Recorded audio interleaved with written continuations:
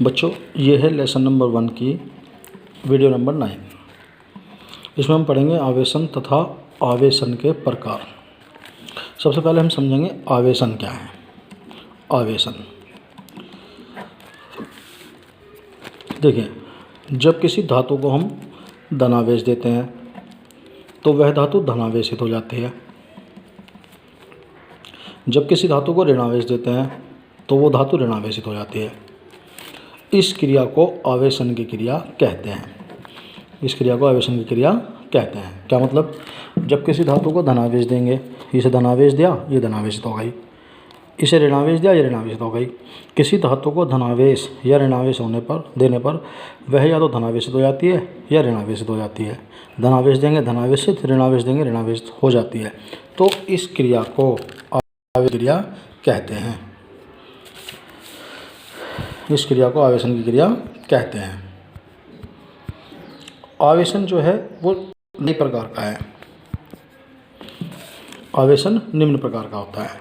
देखिए, पहला किसके द्वारा होता है? चालन द्वारा। दूसरा है प्रेरण द्वारा और तीसरा है घर्षण द्वारा। ठीक, तो चालन द्वारा कैसे होगा आवेशन? चालन द्वारा आवेशन ऐसे होता है, मान लो ये कोई धातु है, ठीक, ये तो है आवेशित, इस पर तो आवेश है, मान लो +6 कूलाम। दूसरी वस्तु जो है वो अनावेशित है, इस पर कोई आवेश नहीं है। ठीक, तो हमने क्या करा, ये तो आवेशित वस्तु है, इस पर तो है धनावेश। दूसरी वस्तु है, इस पर कोई आवेश नहीं है, तो हमने क्या करा, यहाँ एक धातु का तार जोड़ दिया। तो जो हम धातु का तार जोड़ेंगे, जो इसकी दूसरी स्थिति है वो क्या होगी, इस पर +3 कूलाम बचेंगे और इस पर भी +3 कूलाम आ जाएंगे। मतलब जितना आवेश इस पर था उसका आधा आवेश दूसरे पर चला जाएगा। तो इस क्रिया को बोलते हैं हम चालन द्वारा आवेशन की क्रिया। मतलब आवेश जो है इस तार के द्वारा चलकर किसी दूसरी धातु के गोले पर पहुंच गया।